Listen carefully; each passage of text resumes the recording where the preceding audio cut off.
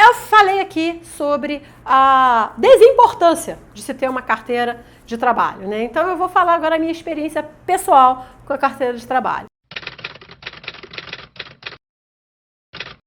Eu me formei, né? E eu acho que, como muitos universitários, comecei a procurar um trabalho assim, né? No finalzinho da faculdade. Surpresa, surpresa, não encontrava, não na minha área. E não era só eu, vários colegas meus não estavam encontrando trabalho, era muito difícil, era um mercado super fechado. Eu me formei em jornalismo, eu procurei, no Rio de Janeiro não tinha tantas opções assim, e aí eu fui procurando, né, no Jornal do Brasil, fui no Povo. O Povo queria me contratar, mas eu fiquei um pouquinho assombrada com as fotos que eles me mostraram, e eles me mostraram cada vez fotos mais assombrosas para ver se eu saía correndo. E eu fazia aquela minha cara de paisagem assim, sim, sim. E aí o cara explica, não, mas você vai ter que andar na Patamo de madrugada e ver cadáver, assim, corpo sem cabeça, porque é isso que a gente publica, né? E ele foi publicando, ó, essas aqui são as fotos rejeitadas, porque eram muito fortes pro jornal. Ele botava na mesa e eu assim, né? Sei, sim. E aí ele ficou apaixonado porque ele viu que eu não saí correndo. E eu não saí correndo, de fato, né? Só que quando eu cheguei no ônibus, eu ficava assim, né? Eu comecei a ver fantasma, eu comecei a ficar, não queria sair de casa. Aí eu pensei, gente, se vendo foto eu já fiquei assim, imagina eu dentro da Patamo, de madrugada, andando atrás de presunto por aí. Eu falei, olha, melhor não.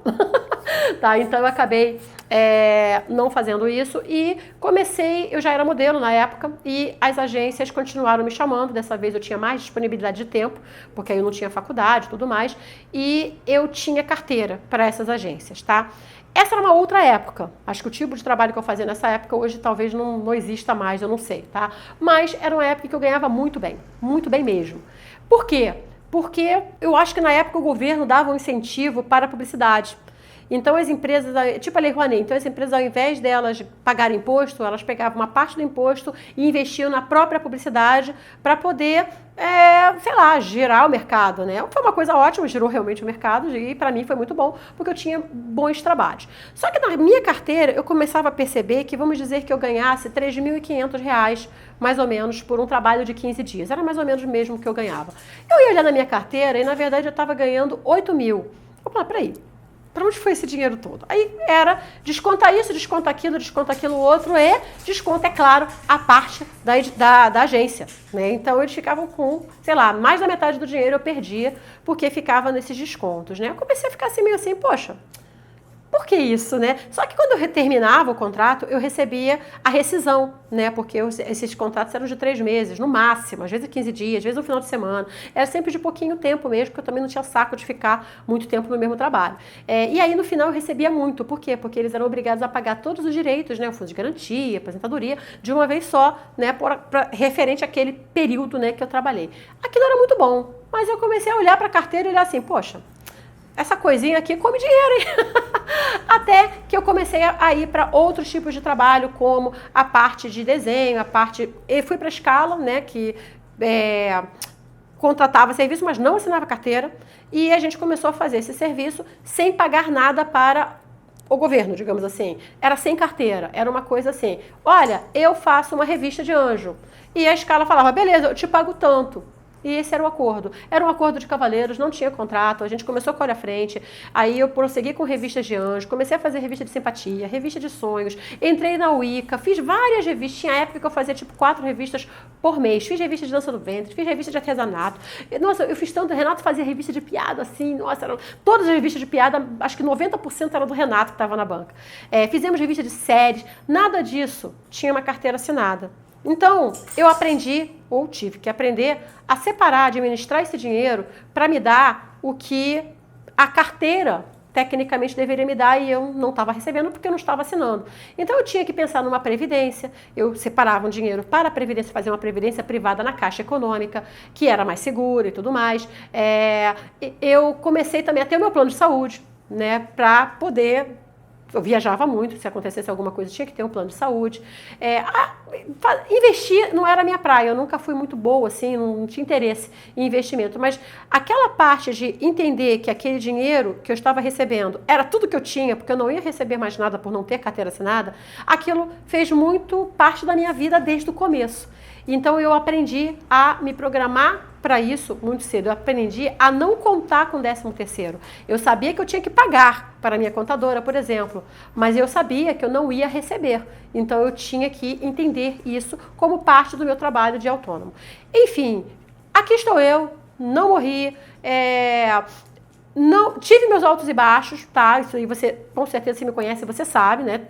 Autônomo tem seus altos e baixos, mas estamos bem, obrigado. Então, eu acho que se você está com muito medo de sair daquele emprego formal ou de não aceitar o emprego que é mais informal, pensa de novo, metade dos brasileiros atualmente está no trabalho informal. E isso significa que você é dono do seu nariz, você é responsável por você mesmo. Você tem que aprender a administrar o seu dinheiro. O governo não vai tomar conta de você naquele momento. Você não tem os direitos que uma pessoa de carteira assinada, ou funcionário público, ou militar tem. É você e você. Então, toma coragem, toma um chá de coragem aí e aprende a ser responsável por si mesmo, aprenda a ser responsável pela sua família, também tem que pensar nisso, que você tem pai, mãe, filho, uma mulher, irmão, enfim, algum dependente, cachorro, né? Pensa nisso e passa a administrar e não sai por aí na 25 de março comprar aquelas bolsas boladona só porque você está cheio de dinheiro, comprar umas brusinhas no Saara. Não faça isso. Começa a administrar melhor, começa a entender que esse dinheiro que você está ganhando, ele precisa render coisas que você não tem mais porque você não está com a carteira assinada. Quem tinha carteira, quem tem carteira tem, quem é funcionário público tem, mas quem não tem, não tem. E é só você aprender a lidar com isso. Eu tenho certeza que você vai sobreviver e vai, quem sabe, ser até muito feliz. Eu não tenho queixa da minha vida, não. Estou satisfeita com ela. Tá bom? Ô Ed, imposto é roubo? É. Olha só, eu tenho problema com imposto, gente. Imposto, ele é muito alto. Nós temos impostos noruegueses para serviços africanos. Se eu pagasse metade do que eu ganho, mas tivesse educação, segurança na rua, fosse no hospital e não ficar sentada numa cadeira esperando atendimento, eu ia estar festejando, mas não é o que acontece. Então, se o governo não dá essa contrapartida, então para mim o imposto é roubo. Então o imposto tinha que ser menor para pelo menos sobrar dinheiro do nosso salário para a gente poder pagar o plano de saúde, pagar o hospital, pagar o que quer que seja, pagar a escola. Mas não, você paga 2 vezes, porque você paga o imposto, mas você também vai ter que pagar pela escola, você vai ter que pagar pela segurança, você vai ter que pagar, porque não funciona, não anda, não tem. Então, fazer o quê?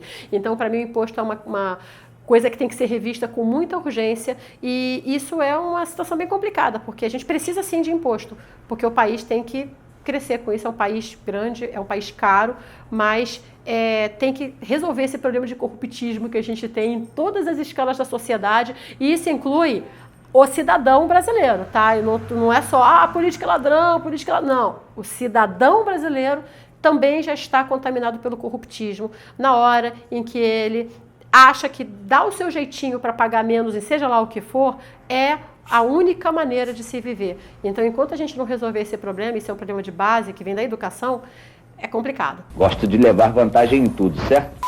Mas a gente paga, né? Fazer o quê? Sou negada a muito trabalho, gente. Eu prefiro pagar.